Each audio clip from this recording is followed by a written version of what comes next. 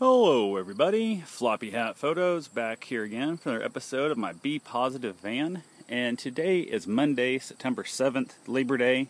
And as you can see, the van is all screwed up still. I got it tearing apart, so I'm trying to figure out the bed situation that. The worst problem I have, if you can wait, no, it's way up front there. The doghouse is off the front end.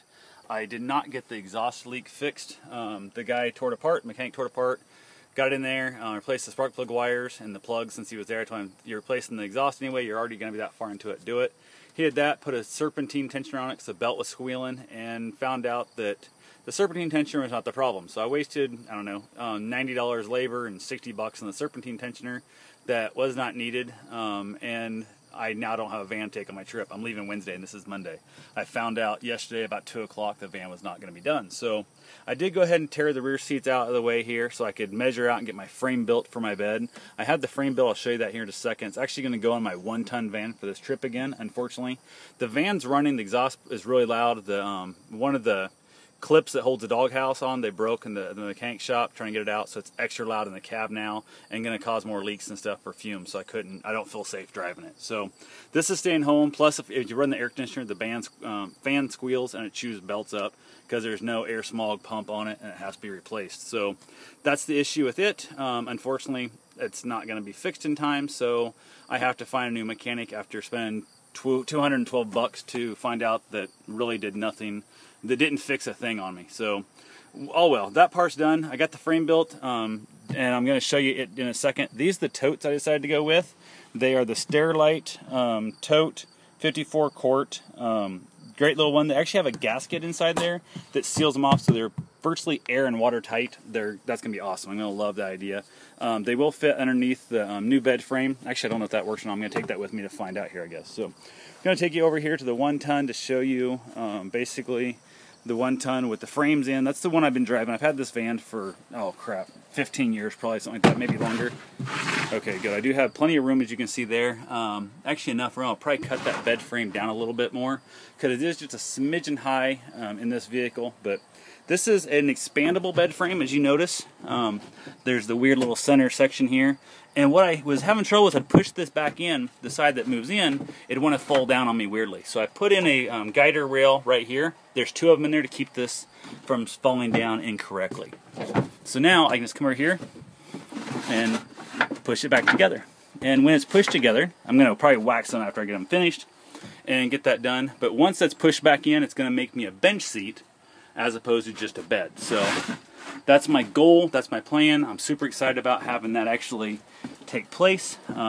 I did measure out the feet. If you notice, there's no leg back here. There's no spot for it. That's because the van, it's actually going permanently. There's the heater box back here, so I cannot do this. It'll also set back up in that cubby hole a little bit farther on the van. It's going to stay in permanently. But this here is nothing more than just a temporary setup. Permanent bed will be in the big van with the high top. Temporary van storage will be right here in this van for my trip to Kansas this next weekend. So leaving Wednesday, hoping to be back home by Wednesday. So plan on being out there 6-7 days on the road, and I'll be sleeping at my cousin's house at least 2 nights of that trip. The rest of the time be in the van. So super excited about it. Like I said, there's a little more room in there than I actually needed for space. So I will probably drop that down when I cut these legs. These are all just screwed in. I don't have any glue or nothing on them yet. They're screwed in. Pull them back apart, cut off the difference, that 2 inches, because every little bit's going to make a difference. So, and like I said, super excited about it. It's not going to, the mattress that's going to be in here permanently is only going to be 3 inches, 4 inches, 4 inches I think. And it's going to be cut where it'll actually, when it comes back, the mattress will fold up against the back wall here on the other van, and then I'll have a couch is what my plan is to be. To have myself a sitting couch as well as a bed when it slides back out. So, and if it's just me and I don't feel like letting the dog up in there, I can go ahead and get myself this extra space. I might just leave it as a couch area, especially on really cold nights. It's amazing how well that works. So, and I cannot pull this apart one-handed apparently. So I was going to pull that back out to show you how much space I saved, but it's not giving me the space. Saw it when I first walked up, so you get the general idea of it. And in the new van, these legs right here going down will be anchored to the floor, same as the ones on the back. They'll be anchored to like the old seatbelt locations, that kind of stuff. So they're super permanently mounted. And then this leg cannot be screwed to anything because it's the one that's going to move in and out. So that's what I got for now. Pretty much I don't know, there's a bunch of time there. I'd say I probably got maybe 3.5 hours, 4 hours into it by the time you figure taking the stuff in and out and measuring it all. And I did sand down everyone after I cut the ends. I don't know if you guys can really see, but I rounded off these edges just with a sander. Really nothing, I didn't get the router table out like that. I just ran them off with the sander. Mostly because I didn't want this scraping out the bottom of my mattress and tearing it all to hell. So that's my goal. I'm super excited about it. It's super strong. I've got 10 railings. These little lat boards going across, there's 10 of them. And then of course these have to be separate so they can slide in and out. So, and putting the board underneath here is the only way I found that's making sense. I tried to put a board on top and it wasn't going to work, so mattress wouldn't let you slide and whatnot. But this worked out great. Just keeps this back board here from dropping down inside. So that's all I got for now. I will talk to you guys soon. Have yourself a safe and wonderful day.